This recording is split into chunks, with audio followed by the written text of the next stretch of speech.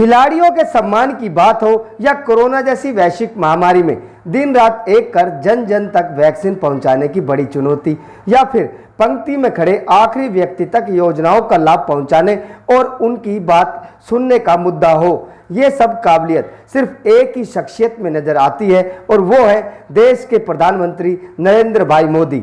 ये कहना है कैबिनेट मंत्री डॉक्टर बनवारी लाल का, जो रविवार को टेलीविजन पर प्रसारित होने वाले प्रधानमंत्री नरेंद्र मोदी के खास कार्यक्रम मन की बात देखने के बाद बावल में अपने निवास स्थान पर पत्रकारों से बात कर रहे थे। डॉक्टर बनवारी लाल ने कहा कि आने वाले समय में पेयजल समस्या एक बड़ा संकट बनकर उभरने वाला है, क्योंकि देश की आबादी तो लगातार बढ़ रही है और जल संसाधन खत्म होने के कगार पर है। ऐसे में देश के प्रधानमंत्री ने किसानों को एक अच्छा विकल्प दिया कि वह अपने खेतों में इस मानसून के दौरान गड्ढों में वर्षा का जल संचय करें, ताकि भूजल स्तर बढ़ सके और जल संकट को कम किया जा सके। उन्होंने कहा कि मन की बात में प्रधानमंत्री ने 1 जुलाई को खास कार्यक्रम डॉक्टर्स डे पर चिकित्सकों को सम्मान देने की बात कही।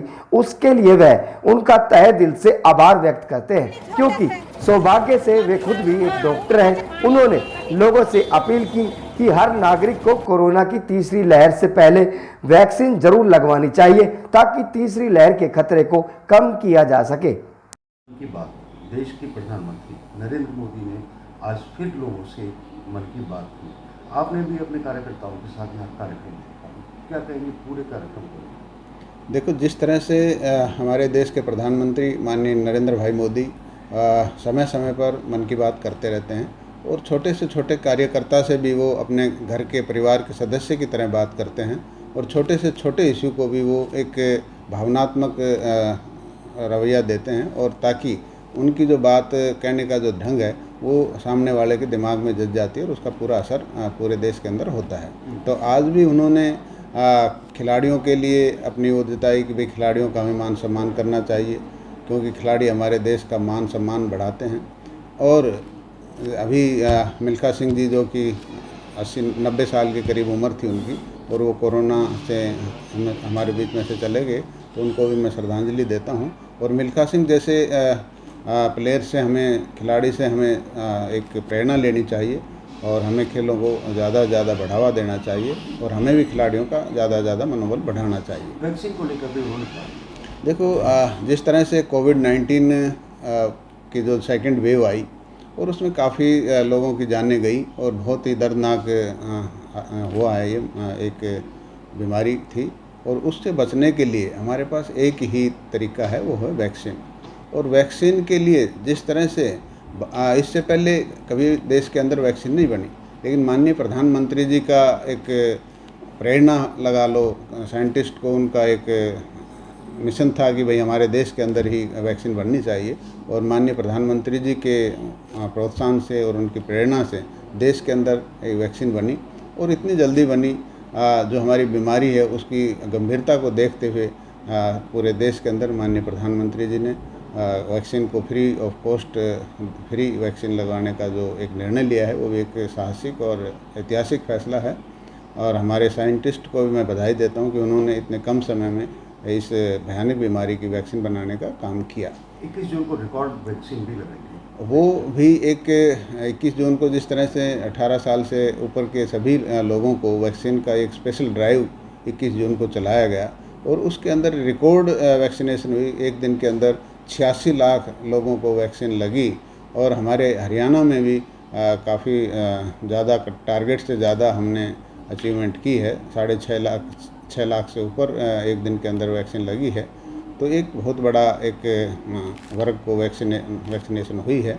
और इससे क्या है कि जो तीसरी लहर, जो लोग कह रहे हैं कि तीसरी लहर आने वाली है, उस पर भी काफ़ी असर पड़ेगा। जितनी ज़्यादा हमारे लोग वैक्सीनेट हो जाएंगे उतना ही हमें इस बीमारी से बचने का फ़ायदा मिलेगा। डॉक्टर साहब, एक बड़ा सवाल जो चिंता और चिंतन का विषय है कि हरियाणा के 14 ऐसे ज़िले जिनका जो पानी है, भूजल है, वो उसका स्तर काफ़ी नीचे चला गया, जिसमें से जिला रेवाड़ी भी एक है। और ऐसे में आज मन की बात में देश के प्रधानमंत्री ने भी बारिश के पानी को इकट्ठा करने की बात की। देखो, जल ही जीवन है और जल एक आगे आने वाले समय में एक बहुत बड़ा संकट आने वाला है। क्योंकि देखो, ज़मीन बढ़ नहीं सकती और जनसंख्या हमारी बढ़ रही है और बारिश भी उतनी होती है, तो जल की हमें ज़्यादा ज़रूरत है।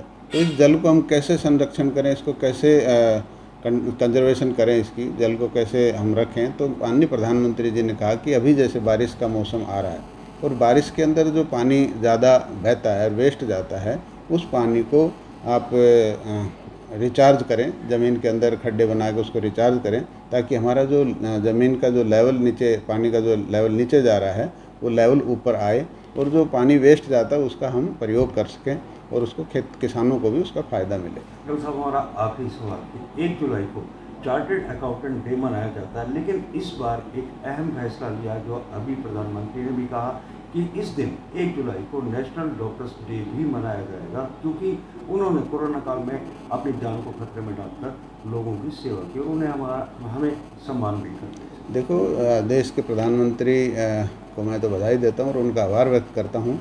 और मैं भी एक डॉक्टर हूँ, मेरे को भी इस बात का बड़ा सौभाग्य मिला है कि मैं भी एक डॉक्टर हूँ और देश के प्रधानमंत्री ने जो डॉक्टर्स के प्रति जो इज्जत और जो मान सम्मान दिखाया, उसके लिए मैं देश के प्रधानमंत्री जी का बहुत बहुत आभार व्यक्त करता हूँ।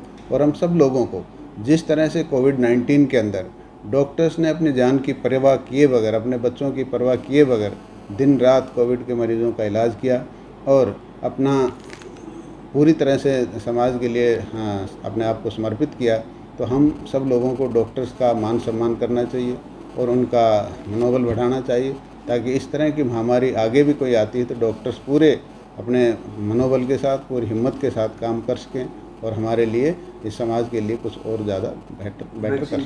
क्या अपील करेंगे कि लोग लगवाएं? देखो, वैक्सीन के लिए देश के प्रधानमंत्री जी ने अभी एक गांव के, छोटे से गांव में एक आम आदमी से बात की और उनसे पूछा कि भाई आपने वैक्सीन क्यों नहीं लगवाई। तो उन्होंने बताया कि लोगों ने तरह तरह के भ्रम हमारे लोगों के बीच में डाल रखे हैं और उसकी वजह से हम नहीं लगवा रहे। तो एक देश का प्रधानमंत्री एक छोटे से आदमी से बात कर रहा है और उसको इस तरह से समझा रहा है कि भाई वैक्सीन से कोई नुकसान नहीं होता। मेरी माँ भी 100 साल की हो रही, उन्होंने भी दोनों डोज लगवाई हैं और बहुत से लोगों ने लगाए, हमारे नेताओं ने भी लगवाए हैं और बड़े बड़े लोगों ने लगवाए हैं। तो वैक्सीन का कोई नुकसान नहीं है, तो सब लोगों को वैक्सीन लगवानी चाहिए। और छोटा मोटा कोई बुखार वगैरह आता है तो उसकी दवाई लेके आप उससे निजात पा सकते हैं, लेकिन वैसे कोई वैक्सीन का कोई दुष्प्रभाव नहीं है। तो ज़्यादा से ज़्यादा लोग वैक्सीन लगवाएं और लोगों को प्रेरित करें, अपना खुद भी लगाएं, लोगों को प्रेरित करें कि वैक्सीन का कोई साइड इफ़ेक्ट नहीं है, उसको सबको लगवानी चाहिए।